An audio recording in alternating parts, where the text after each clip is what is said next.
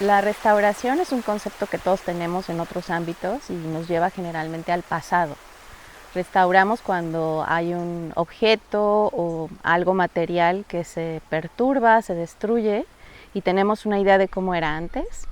Entonces, cuando pensamos en restaurar ecosistemas o restaurar paisajes, siempre tendríamos que tener esta idea del original, qué es lo que había antes.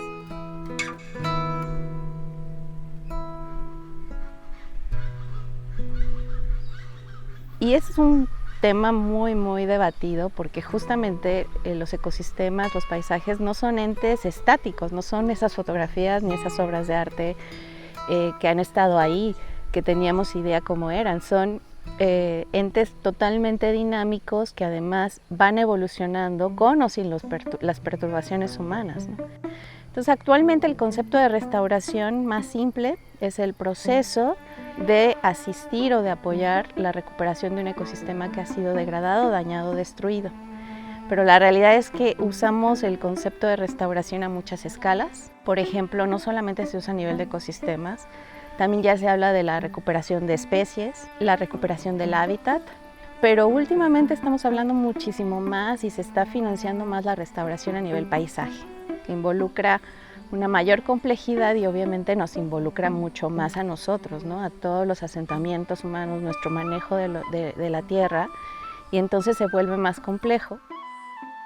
Los bosques de niebla verdaderamente atesoran una gran diversidad de especies y se dice fácil, pero una característica en particular de estos ecosistemas es que la composición de especies que se tienen en un parche puede cambiar mucho en un espacio, en una distancia espacial muy corta, de manera que lo que nos encontramos en los bosques, en el caso de México, por ejemplo, en los bosques de Jalisco es muy distinto de los bosques que tenemos en Veracruz o de los que hay en Chiapas o en Oaxaca.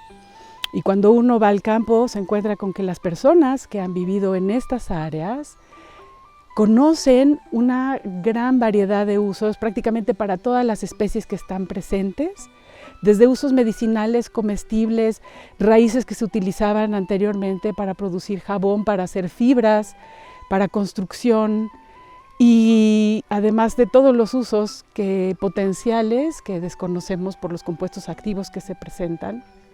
Y otro de los tesoros más grandes, pues es el papel que tienen en la regulación del ciclo del agua, porque se ubican en estas partes, en las montañas, en las laderas, que juegan un papel muy importante, tanto en reducir el impacto de las lluvias sobre los suelos que pueden causar erosión y deslaves, así como en el mantenimiento del flujo del agua de forma constante a lo largo del año. Es decir, reduciendo como estos picos que se pueden presentar cuando hay lluvias muy fuertes, así como las temporadas de sequías, de manera que su presencia ayuda a que este flujo del agua sea más constante a lo largo del año, manteniendo los arroyos y los ríos funcionando, y esto pues es de un valor pues cada mes más importante. Como vivimos aquí, pues estamos muy acostumbrados a este bosque, pero realmente la distribución que ocupa en México es súper limitada. Está en una estrecha franja en la altura media de las montañas y se caracteriza, por ejemplo, por esta humedad, este clima bien agradable, el suelo bien fértil, la abundancia de agua. O sea, la biodiversidad que tiene es tremenda, sí se ha dicho mucho, pero hay que pensarlo así, en 1% de este territorio mexicano tiene el 10% de todas las especies vegetales, o sea, en 1% es el 10% de todas las especies vegetales, además de los animales, y muchos son endémicos, son característicos solamente de esta zona. La gran biodiversidad que tiene es porque cambia de un lugar a otro, a otro, a otro, y por eso hacemos tanto énfasis en lo importante que es conservar todos los parches, todos los fragmentos de bosque, porque aunque sean pequeños, están contribuyendo a toda la biodiversidad. O sea, este bosque es muy diferente al que está más cerca, al que está más lejos, pero juntos son los que forman ese 10% de la biodiversidad de México.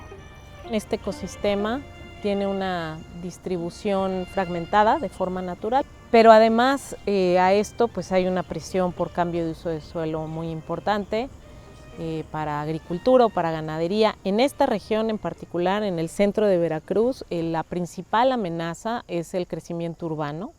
Es muy difícil que de forma natural el sistema logre recuperarse, toma muchísimo tiempo. Bueno, este proyecto en particular está asentado en terrenos del Instituto de Ecología, así que teníamos la gran oportunidad de tener un estudio de largo plazo y se dio como con un interés de que fuera un área de exposición también del Jardín Botánico. Así que aquí el reto era en un pequeño espacio mostrar la importancia de la restauración activa versus la restauración pasiva. Entonces se establecieron parcelas pareadas. En una se sembró justamente un núcleo denso de árboles de diferentes tasas de crecimiento y en otro no se sembró. Primero, pues queríamos saber qué capacidad tenía el sistema de recuperarse y, por ejemplo, si había semillas en el banco de semillas del suelo. Entonces empezamos con experimentos para ver si había semillas y había muchísimas semillas. Después pensamos, bueno, si están ahí las semillas, a lo mejor es el pasto estrella lo que no deja que germinen. Entonces hicimos más experimentos removiendo lotes de pasto, o sea, realmente removiendo el pasto, y vimos que sí, una vez que se quitaba el pasto, brotaban las semillas que estaban en el banco de semillas del suelo. Al mismo tiempo se sembraron las parcelas de restauración activa y se le ha estado dando seguimiento. Y mientras sucedía esto también pensamos, bueno, a lo mejor hace falta que vengan semillas de fuera. Entonces, bueno, hubo otra serie de estudios para ver la captura de semillas, la lluvia de semillas de fuera hacia nuestras parcelas de restauración. Y así hemos tenido la oportunidad de tener muchos experimentos ecológicos y contestar muchas preguntas de cómo va sucediendo este proceso de restauración ecológica. Finalmente pensamos, bueno, pero lo que también queremos que se recupere es la funcionalidad del sistema, y una forma de ver cómo se va recuperando es viendo cómo va aumentando la producción de hojarasca.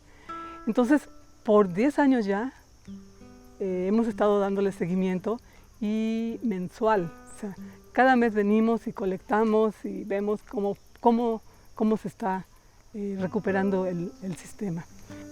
Pues realmente estas parcelas pues son demostrativas y experimentales. Entonces lo que sigue es continuar el monitoreo, ver aspectos de sucesión secundaria, seguir viendo recambio de especies, aumento de biomasa, las fluctuaciones en cuanto a estacionalidad, tanto de biomasa como de producción de flores y de frutos de algunas especies que ya comenzaron a fructificar, y pues realmente es que ha cumplido el objetivo este sitio, ¿no? Que es darnos información, una línea base de información sobre cómo comienza el proceso de regeneración natural en este tipo de sistemas que han sido transformados hacia pastizales en particular, pero también sobre las estrategias que pueden asistir a acelerar, a recuperar, a tener de nuevo una composición que sea de un bosque secundario. Bueno, formar parte de este grupo de mujeres para mí ha sido, yo creo que crucial para mi carrera, porque desde el inicio hemos tenido esta complicidad en el sentido de compartir muchas de nuestras inquietudes desde el desarrollo de la ciencia, pero también desde el lado personal, ¿no? Esta comprensión, esta empatía es algo que te hace trabajar con muchísimo gusto y que creo que nunca se hubiera logrado hacer este ambiente tan productivo si no fuéramos un grupo de mujeres que además con muchas ganas de cambiar las condiciones para las que vienen. Pues se ha dado de una forma muy orgánica y natural, ¿no? O sea, compartíamos todas dentro de su especialidad el interés por estudios de ecología de bosques, de sucesión, de recuperar especies que eran importantes y pues por un interés, ¿no? de sí, de asegurar que los bosques o que las especies de estos bosques continúen. Como que ser mujeres nos hace trabajar muy solidariamente, muy al mismo paso, muy cuidándonos unas a otras y pudiendo platicar y discutir y tener puntos de vista diferentes o puntos de vista iguales y enriquecernos. O sea, alguien tiene una idea y las demás solidariamente decimos sí y además. Creo que sí se genera como una atmósfera de compañerismo y entendimiento intrínseco, y creo que eso ha ayudado a que pues, nos sintamos pues, muy agradecidas y muy contentas de trabajar con esta línea de investigación.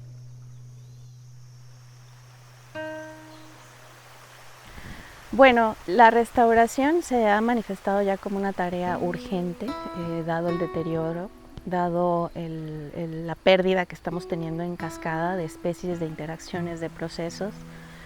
Y sí es muy importante hacerla, pero sin perder de vista que deberíamos, como primera cara de la moneda, estar atendiendo el problema de la conservación, es decir, la pérdida de vegetación nativa. Estoy consciente del reto que existe, estoy consciente que estamos en una crisis ambiental global terrible, a escalas pues sí, planetarias, que tenemos que actuar rápido y que los cambios vienen a muchas escalas, o sea, el individual, colectivo, pero también desde arriba de los gobiernos, ¿no? Y la toma de decisiones, eso, a muchísimas escalas. Yo creo que esta idea que tenemos de ser como individuos desconectados del resto de los humanos o del ambiente es una fantasía que cada vez hay más evidencia que nos muestra que no es así, ¿no? Todo lo que nos rodea nos influye y todo lo que hacemos influye en nuestro alrededor. Entonces, trabajar con la restauración y con los bosques es una forma también que encuentro de sanarme a mí misma.